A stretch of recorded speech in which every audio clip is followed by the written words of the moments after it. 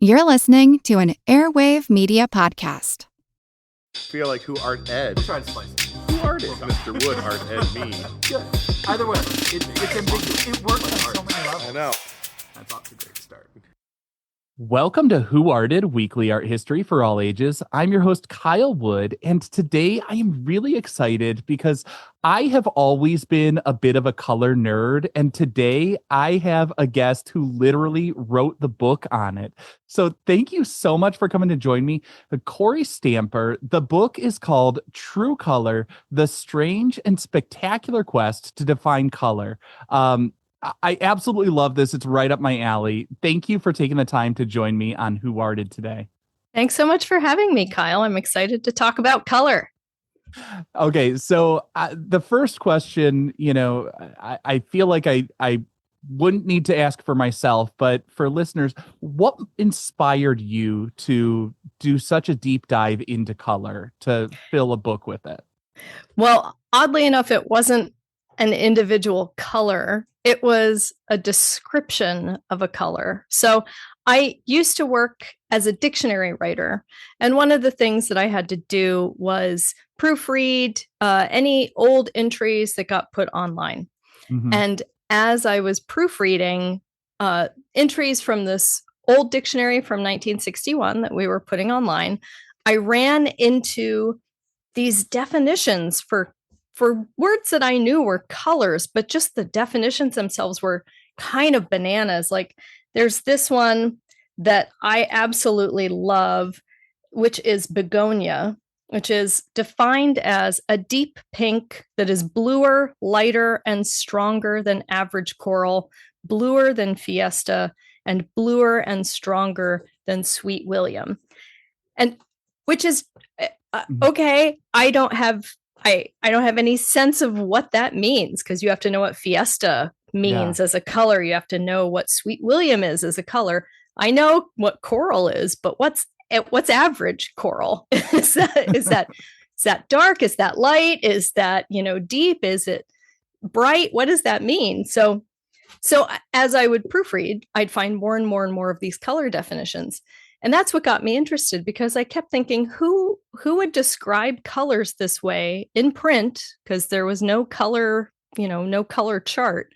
And that's what got me into the world of color, learning about how colors were measured, described, ordered, how they were made, how color science grew, all of that. Just that's what slurped me in, was color definitions. It is really fascinating when you think about it, because as you're talking, I'm trying to think how would I define my favorite color, like Prussian blue? It's it's a deep blue. It's almost navy. It's it's always in relation to, it's darker than cerulean, but it's so it's always in relation to another color. It's so relative. And I feel like there are anecdotes about people who can't perceive differences between different colors because they don't have a word for it. I feel like you're going to be able to speak more intelligently on this. So I can. So the one that we all, if you're a color nerd, the one you are thinking about right now is the Himba tribe in Namibia. And you are probably picturing a color chart, which is 12 squares in a circle, and 11 of them are green, and one is sky blue. It's a light blue. And the lore is that the Himba their language has one word for blues and greens, not all blues and not all greens, but a big chunk of the bright blues and light greens.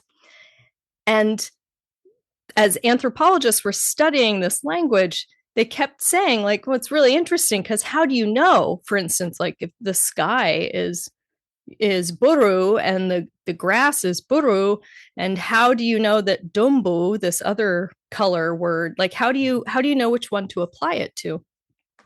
And what they also discovered as they were trying to map the boundaries of what these color terms were used for color-wise, they found that there were certain colors that, as they showed them to the Himba, they had a hard time distinguishing, oh, no, I think those are both buru, or I think those are both dumbu. And so they did some experiments. So the one you're thinking of with the circles is one that all of those colors are one color term to the Himba. I think they're all Buru.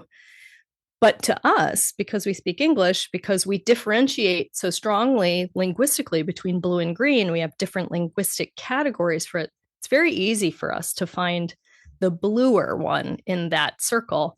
But it takes the Himba a little bit of time to find it because they have to unhook their brain from the words that they know for these colors and just look for differentiation in tone and in hue.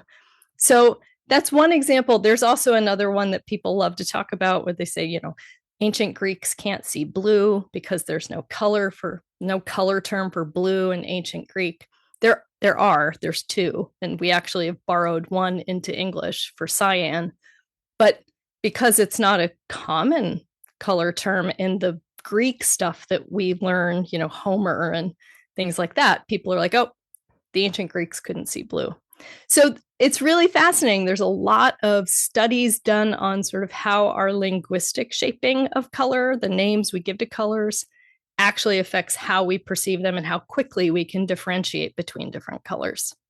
Yeah, and it kind of reminds me of how like a lot of cultures have debated how many colors are in the rainbow and what colors are in the rainbow. And, as you were talking about the ancients, I think it was Aristotle who said something absurd, like there's one color or something, or like there's three colors. But, for a long time, people said 5 colors. And then, Sir Isaac Newton gave us the 7, which if I recall correctly, I think the story goes that he kind of just shoehorned indigo in there because he wanted it to match the musical scale. Am I right?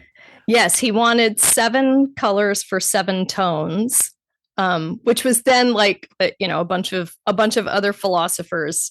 There was this big push to find some kind of unifying principle in the entire universe. So 7 was a favorite number, 7 musical tones, though only in Western music, and 7 colors to the rainbow, and there was 7 lots days of in the varieties week, and all exactly. It's the biblical number of perfection and stuff like that. Yeah. Yep.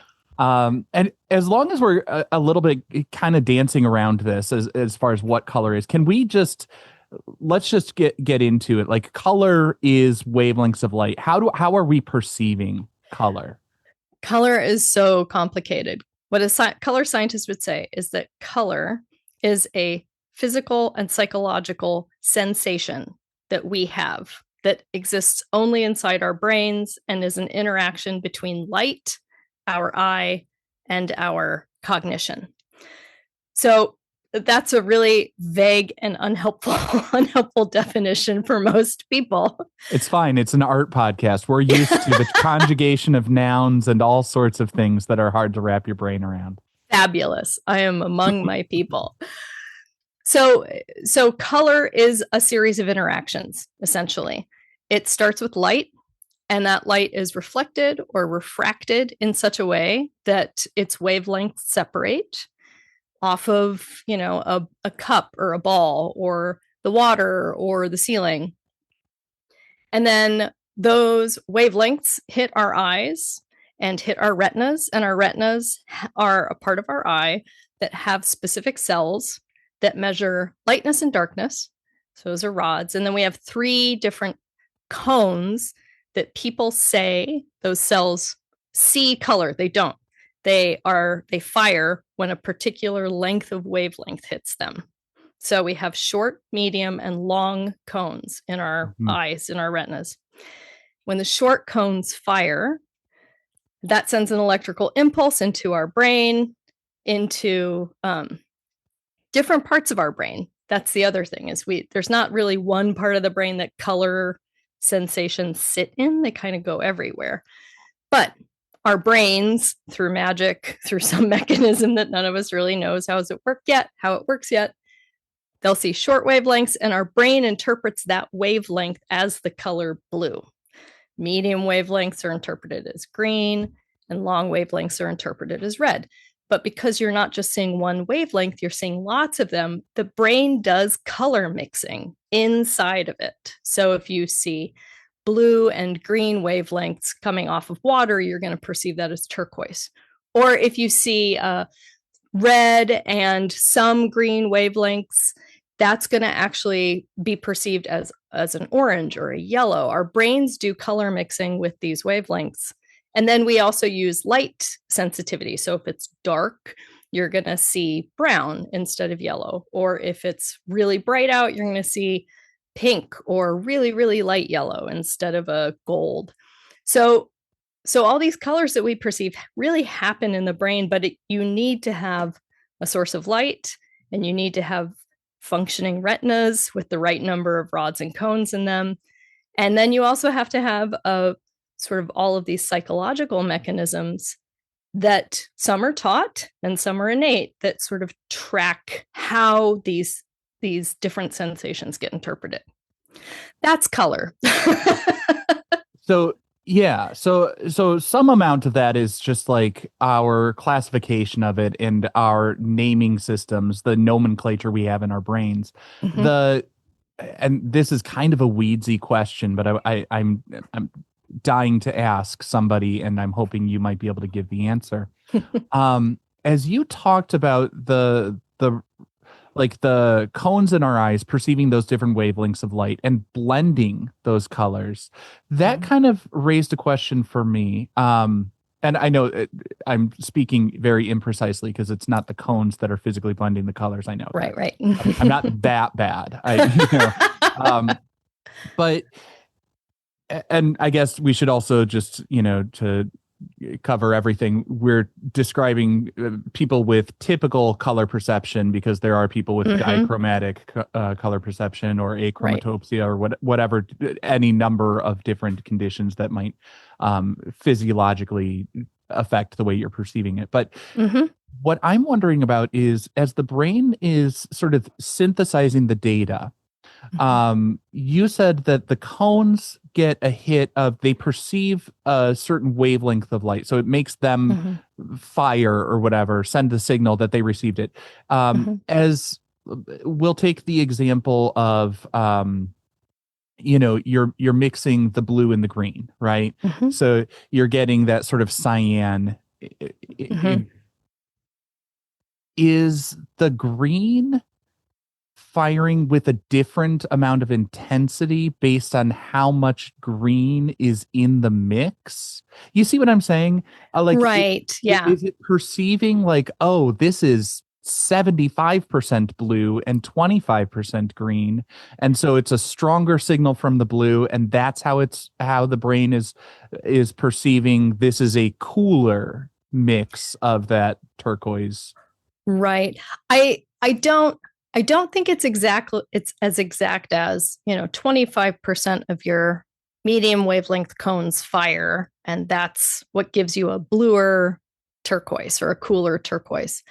But the cones, these little cells, are really, really responsive to fine differences between wavelength mixtures. So, and this actually gets into this other part of color perception, which was sort of gets more into the history of the science of color, which is there are some people who, because of their physiology, because of the way their eyes work, can perceive finer color differences than other people because they have a different number of cones, or they have their cones fire in a different way. There are all sorts of reasons why this happens, and we don't actually know in some cases why some people have better color difference perception than other people do. But it is a little bit like, if there's a little bit of green, only some of those cones are going to fire, or they're not going to fire as strongly. They don't perceive that much intensity. But I don't think it's as fine-grained as like, okay, the brain knows that cyan is, is 62.7% short wavelength and 41.3%, shorter wavelength. So yeah.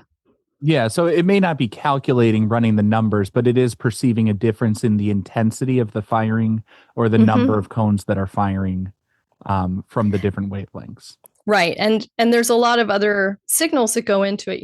We talk about the cones because those are the ones that perceive wavelength and get translated to color, but you have a lot of rods in your eyes too, and those perceive lightness and darkness. So in certain circumstances, if it's dark outside, for instance, you're going to have a harder time seeing shorter wavelength colors because you're not enough of your rods are firing for your cones to fire too.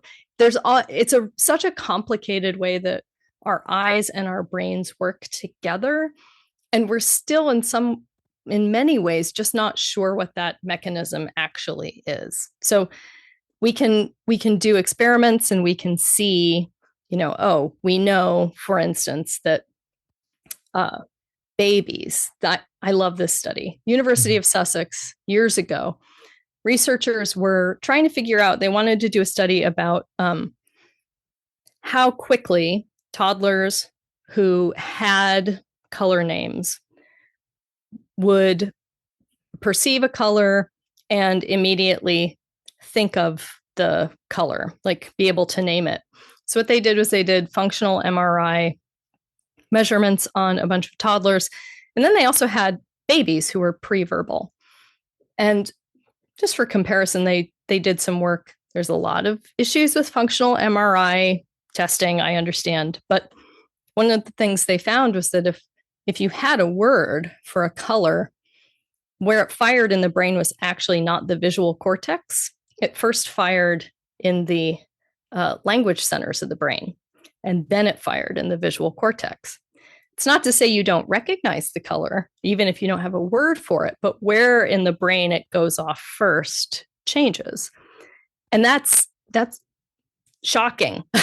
Who would have thought that, right? Why would that be tied together? But it somehow is tied together. So that's an example of these things that we're still discovering about color vision and color cognition that feel very, they just don't kind of make sense with our experience of color as a color viewer.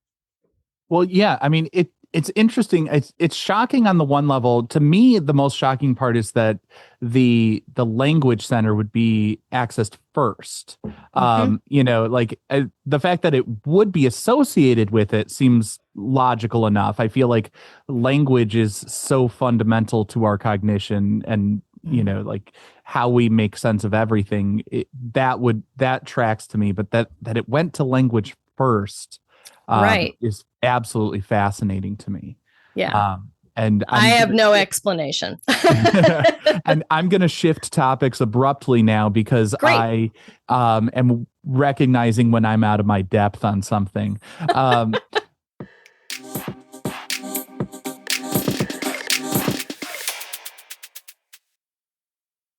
We talked about how we perceive color, but I think it's also fascinating how we create color because there is a rich history there.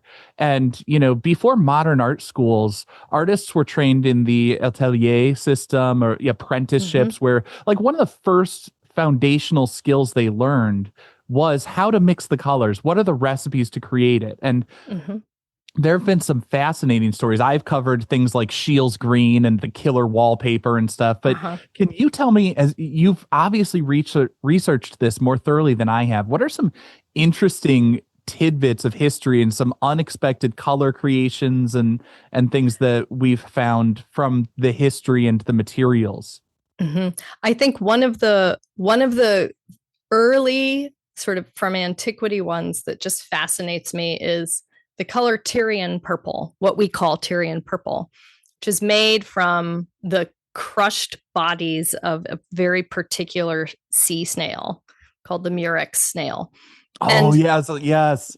Yeah, and for years, so we knew that this pigment, we knew that Tyrian purple, it was originally a dye, and we knew that this dye was created from these snails. But we had no recipe for it. It just wasn't, that's just not a thing that in antiquity we had any kind of information about. And it's really only been within the last 10 or 15 years that scientists and color specialists and art historians have started trying to, like, they've started realizing, oh, this is actually how you have to crush the snail. And this is the part of the snail that needs to be crushed. And this is how long it needs to steep for. And in doing that, we've discovered that this color, Tyrian purple, which it doesn't really like our good examples of it from antiquity are pretty, they're pretty degraded because it was a light dye. over time. Yeah. Yeah. Things aren't color fast. Things aren't light fast. And so we've discovered that actually it's this really vibrant sort of deep magenta purple as opposed to of a more royal purple, which I think is what we associate it with. I always associate it with the royals because my understanding, and again, my knowledge is, mile wide and an inch deep. But I always thought like that Tyrian purple was how purple became associated with the royals, because my understanding was it was like a crazy complex system for them to get it. Like they had to collect a bunch of these sea snails and like crush them to excrete a certain part. And then they had to let it like sit in a vat for a certain amount of time. Right. It had to ferment. It had to concentrate. And the volume of these sea snails that you needed was enormous. So, and from what I understand, it's not like these sea snails were sort of everywhere. So you had to have a whole group of people who are only collecting these kinds of snails, only devoted to doing this. The dye had to ferment and be in a particular place for a certain amount of time. So you had to have this huge infrastructure just to create this purple. And you're right, that's why we associate purple with royalty, because of this particular dye. It wasn't any other dye. It was Tyrian purple that was the one that, because it required so much work to get a small amount of dye out of. So that leads me to two questions. The first, I doubt you have an answer to, but I always hear these stories of these processes that are so elaborate, and I just wonder, like, who thought to do that the first time? How did they figure this out as a way to make this color? There's no record of that, is there? No, there's not. I have no idea. And what's odd is, so I actually, I'm not just an author, but I'm also a fiber artist, and I spin and dye wool. So I have a little bit of understanding of how dyes work. And there's a part of me that's like, well, I could see taking something in nature and smashing it up and soaking it and seeing if that gives you some kind of stain or some kind of dye. Where the part that blows my mind is the synthesis of dyes. So modern dyes and even a lot of modern pigments are synthesized. They're chemical reactions. And so mauve is one of sort of the first big commercially successful synthetic dyes. And that was an accident. That just happened. William Henry Perkins he was trying to do something else, and he noticed that the experiment he did failed, but it left this really beautiful, mostly color fast, mostly light fast, brilliant mauve dye. And he called it mauve. So can you give us a time period for that? Is that like 19th century? That's when I associate these. Yeah, that's 19th century. Okay. So synthetic dyes really sort of came into their own in the 19th century and early 20th century, because you had to have basically a knowledge of chemistry, but also you had to have the Industrial Revolution around to help sort of create and make these intermediates and these chemicals that you used for dyes. One of the synthetic dyes that sort of seems so simple as a dye, as a colorant, but is incredibly difficult to make, took decades to crack, is it's called sulfur black. So it's a vat dye, and it dyes things black. And you think like, all right, how hard can that be? But the sulfur dyes they are not water soluble. So you have to do this process to them to make them soluble in water so you can dye things with them. there are all sorts of chemical properties to them that make them really hard to strike certain fabrics and certain, things that we use a lot, like cotton. And you can sort of half do it, but they also are notorious for bleeding in water and crocking off. So they'd rub off on your skin if they weren't finished properly. So it's a black dye. We never think of that as being a difficult color, but it was one of the harder vat dyes to produce in the early 20th century and the late 19th century.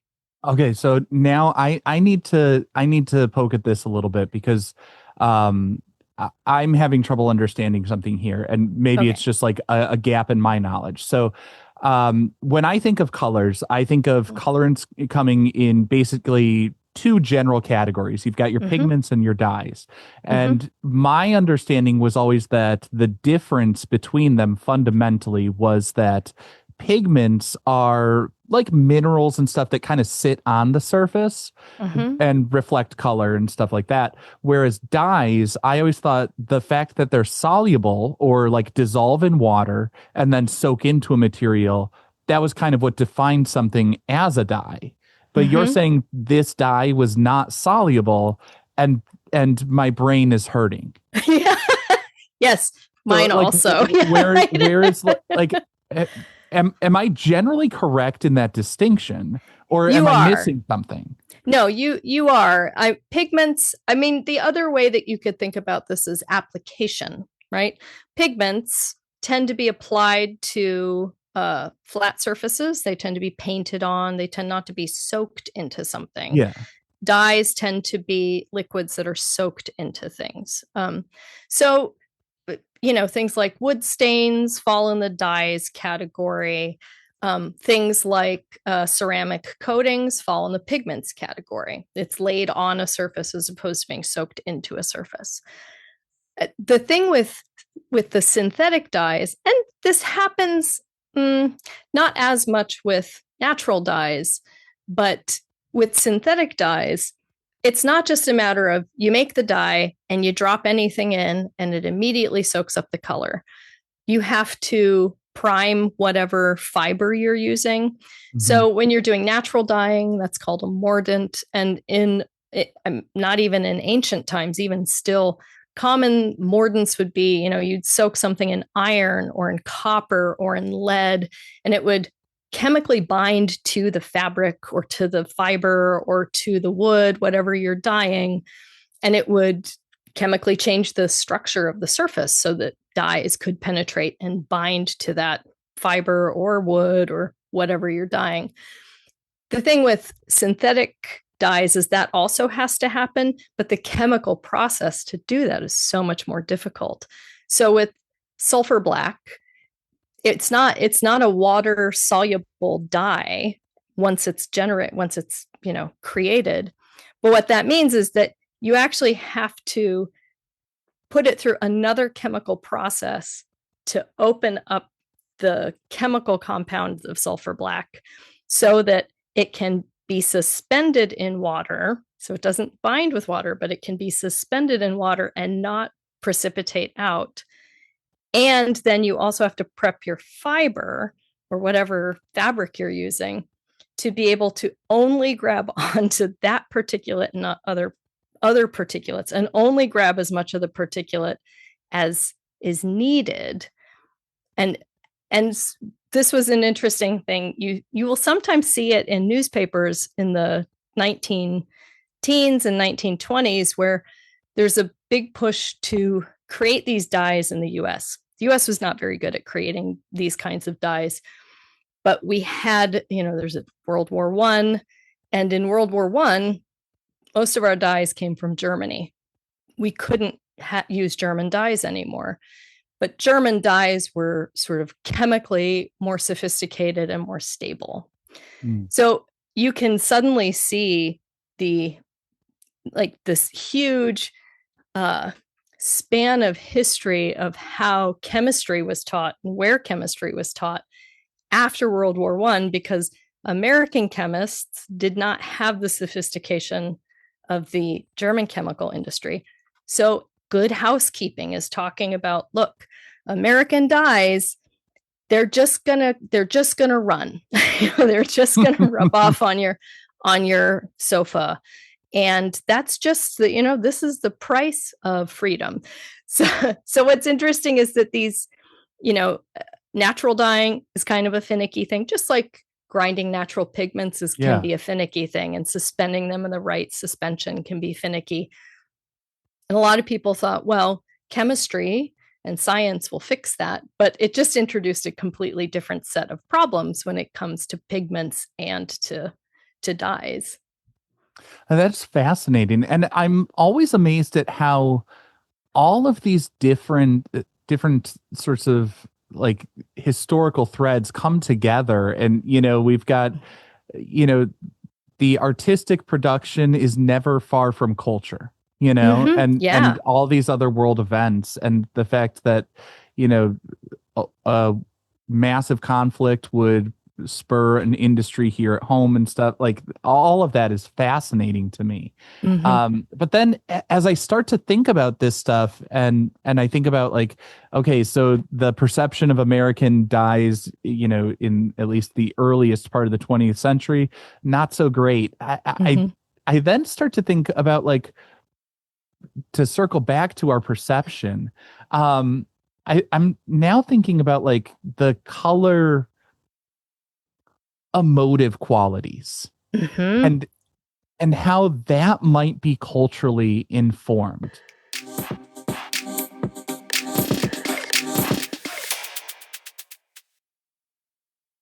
We've all got our own idiosyncratic things. We all love certain colors. Like for me, the combination of Prussian and cerulean is just like so visually satisfying. It is like, it is cool and soothing, and I could stare at that all day. I would just, if I could have a Rothko, it would be just washes of, those two blues together. But I wonder, as I was always taught, in American schools and stuff like that, so Western bias perhaps, I was always taught like, oh, okay, our cool colors are going to seem calm, but they might be a little depressing, and our warmer colors are going to be higher energy. Is that a universal perception that we have, or is that more sort of taught culturally? Is that learned? Yeah, it is learned. It is very cultural. But what's interesting is that when we first started talking about these kinds of color psychology topics, the people who are really talking about them and pushing for them, especially in the 20th century, thought they were universal concepts. In cringy ways, even, so they'd be like, well, you know why these people like green. It's because, it's very cringy. But the idea to these color psychologists was, you can't, color is very much like language to me. And I'm a language, like, that's my jam. But language and color both elicit feelings in people. So, people have words that they just hate the sound of and they can't tell you why. People have colors that they just can't stand and they can't tell you why. And so we have these very strong emotional connections and emotional reactions when we see colors. And so, of course, if you're interested in color, how could you not immediately want to delve into the sort of psychological reasons for that? So I'm thinking in particular of one color psychologist who kind of kicked it all off here in the States. And his name was Faber-Baron. He started as a printer. So he did 4-color printing, actually in the upper Midwest. And he was just really interested in the emotional parts of design, in particular, people's reactions to different combinations of colors. And he was really interested in something called functional color. So functional color, so this would have been the 40s, 50s, 60s that these things started being explored.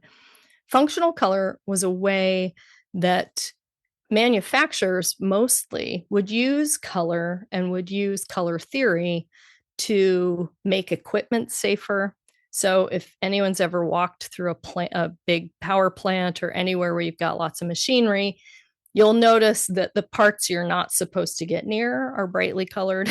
They're painted red, they're painted yellow. That's functional color. There was an idea that this very particular kind of, bluish sage green was very soothing to the eyes. So it's kind of if you think of hospitals from the 60s, or you think of any kind of big industrial machinery from the 60s, that green, that's the eye soothing green. The idea was that workers who were spending 8 hours wouldn't have eye strain if everything was painted this green. The offices of the dictionary company were painted that green. So I'm very familiar with that green.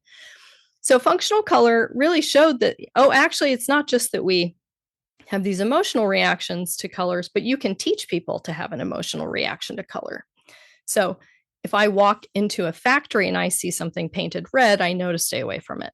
If I walk into a school and it's painted green, I know that I can train myself to feel calmer.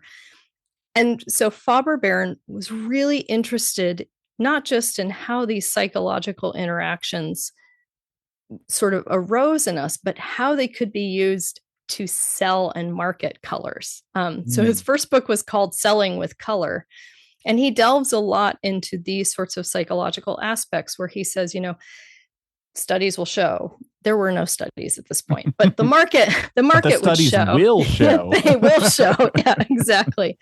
That certain things in red, certain commercial goods in red signal they signal love or heat or excitement. Certain commercial goods in blue signal calm or air, and Faber-Baron really was kind of a universalist in this sense, where he wanted to sort of take all of these psychological responses and emotional responses to color and tie them to something either in nature or something inherent in the human experience. And so we learn a lot of these things, not just because we're told, warm colors make you feel cozy and excited, and cool colors make you feel calm. We don't learn, we learn it that way, but it's also because the built environment around us uses functional color and our emotional responses to colors that way as well. So we're trained to think that red is exciting. So when you have a midlife crisis and you want a car, you're going to buy something that's red, right? We're trained to think that blue is very calming. So if you want to, so I've even seen people say, well, that's why. It's not why, but I've seen people say, well, that's why when the TV goes to, this is very old school for many of the people who are under 40 here, but when the TV goes to static and it's that blue color, well, that puts you to sleep because it's calming, which is not true. It's not why TVs do that, but we do. We're all trained in this, but it's very culturally specific. So, for instance, the one that everyone comes to that immediately comes to mind is, what color should the bride wear at a wedding, and why? So, in the West, the tradition is the bride wears white because white signifies purity. It signifies, sort of an ethereal quality. You would never wear white as a bride in Eastern Asian countries, in Korea and Japan, because white is a funeral color there. So you would wear red. The bride would never traditionally wear red in the West, because we see that as a color associated with love or lust, and that's just not appropriate at a wedding. So how dare? So these are emotional responses and cultural associations that then lead us to sort of feel certain ways about colors. There's nothing in a color inherently that makes you have a particular universal emotional response. Yeah. But it feels perfect for like the modernist ethos to be like, yes, this is universal amongst all people. Yeah. It's like I mean, that's why the modern art era was like 75 to 100 years ago, because they thought they Right. were doing something that was the end all be all and would always stand up because, Oh yeah. optimism, I guess, bravado, whatever. Um, Every but movement thinks it's the ne plus ultra of I know. movements, right? And now we're in the like postmodern era, and Right. it becomes more risible every day. Um, but I do find that really interesting that like we're essentially taught that these are the color schemes, and then our lived experience kind of reinforces that because that's what they put up in all these places. Mhm. And then we have the experience, and then it's like, oh yeah, I guess that must be true, because now that I'm in this cool colored painted chill zone of the school where I've got like the comfy chair and nobody's asking me to do any work, I do now suddenly feel more relaxed. It Right, must be right. because of the cool colors. Right, right, exactly. Yeah. Yep. So then, I do got to ask, like, what, if anything, is universal? I mean, I've heard of color standards, but like, is it really Right. standard? What are they? Right. Why do we have them? Yeah. I mean, the, color standards are an attempt to uh, say that there's something universal in color and also impose an order on color. I think I'll spoil it for folks. No, there's not really anything universal in color. Even the way that we perceive it from person to person changes. But especially during, you talked about the modernists, and this is a movement that's sort of on the science of color side, grew up with the modernists as well. This idea that science had given us so much ability to quantify and to measure things that we didn't have any idea could be measured before, right? We can now look at, we're in the 40s, and you can suddenly see the atomic structure of things, and you can sort of zoom out and you can see the entire universe now because of telescope technology. We felt like science was sort of going to be the thing that helped unify and quantify our entire experience, and that included an experience of color. So we start seeing in the 19 teens and the 1920s, and it really comes to fruition in the 30s, 40s, and 50s, a push by science, color science, and actually by the US government for a bunch of different reasons, to quantify, measure, standardize all the colors used in art, in industry, and in science. Part of why there was this push from the government side was we discovered during World War I and then again in World War II, because of the way supply chains worked, and because these are now global wars that we're in, you have to be able to adequately communicate to a brand new vendor what exactly US Army khaki is and how it differs from US Navy khaki. Just two different khakis. Don't ask me why. So standards were a way of ensuring a consistent product, basically, by the government. Within the market, a standard ensured that if I, in the 1950s, want a car in evergreen Coventry green, that evergreen Coventry green car will match my wife's handbag, will match her pumps, which might be leather or might be some brand new plastic, will match the cigarette holder, whatever. We had this huge marketing push that was based on colors. So color standards were a way to say, here are all the colors, here are all of their names, here's the formulas for creating all of them, and here's this consistent way that we describe them all. Because as we were talking about earlier, how do you describe Prussian blue in a way that's going to be consistent for everyone? The example I like to give is, I like to say, I want you to picture magenta and then tell me what color magenta is in your brain. Well, for me, it's a pink, basically. Okay. Now picture fuchsia and tell me what color that is. I think of it as a pink that has a little bit more purple in it, and it's like painfully vibrant, like 100% saturated. Which, okay, so I now have two descriptions of colors. Yeah. But your magenta is you said it's a pink. How vibrant is it? How bright is it? How dark is it? What are the edges of magenta? And for a lot of people, when I say what's fuchsia, after I ask what magenta is, they will define fuchsia. They'll tell me what fuchsia is in response to what their image of magenta is. Right? So I fell for it. My nefarious plot. Yes. Right into the trap. Yeah. But these are great examples of everyone's going to describe it a little bit differently. So I've had people tell me magenta is a hot pink. I've had people say magenta is a hot pink purple. I've had people say magenta is the color of a wine, which I don't see, but that's okay. That's me.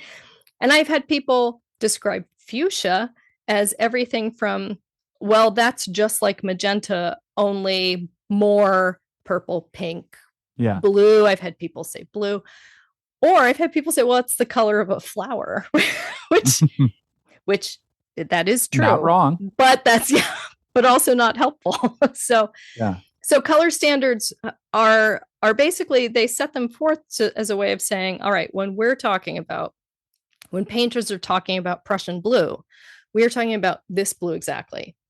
When we're talking about phthalo green, it's this green, and that green is going to differ from these other greens in this particular way. So are they defined in terms of like how they're derived from, like, ratios of the primaries? Like how are they defining it? Sometimes, well, sometimes yes, sometimes no. A lot of times, the way that they'll give a written description just varies entirely. There's one color standard from the 1920s that was put together by, I believe he was the head of the ornithology department at the USDA, and he's very explicit. He's like, there will be no descriptions of color in this. I will give you the plates. You can only use this color standard sparingly, because the more you look at it, the more the colors will fade. It is useless to try to put words to color. There's another earlier color standard that actually was re-released a few years ago called Werner's Nomenclature of Color, which was used by Charles Darwin when he did all of his exploring on the HMS Beagle. And the color descriptions there are, the names of the colors are for where they appear in nature, and the descriptions are blends of different pigments. So this is a blend. This is primarily carmine with some gamboge and some white, which only works if you're a painter. Back in the day, throw some arsenic in there for good measure. Sure, because why not? Yeah, we got it. So the idea then of having a consistent and plain language way to describe colors, it was really important. One of the ways it was really important, and part of the reason why color standards kind of became a thing in the mid 20th century, was because there's something called the U.S. Pharmacopoeia. So that was basically this big list of drugs.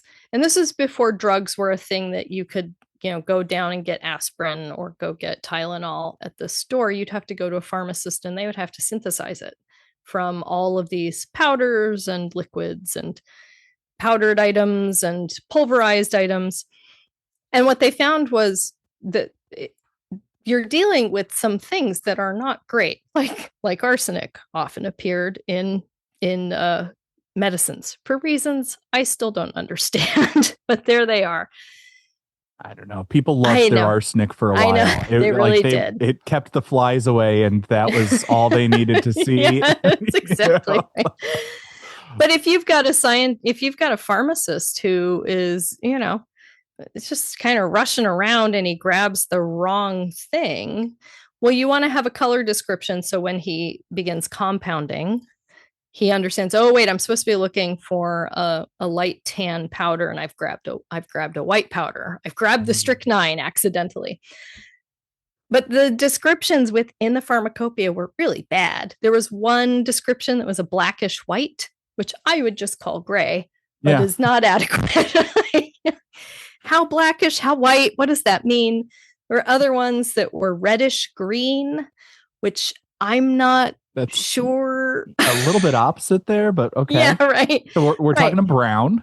I know. What I'm getting. Yeah. Right. Yeah. So there was this. So some of this was really necessary. We needed to have a plain language way to describe colors, and color standards with color plates that were printed to really exacting tolerances.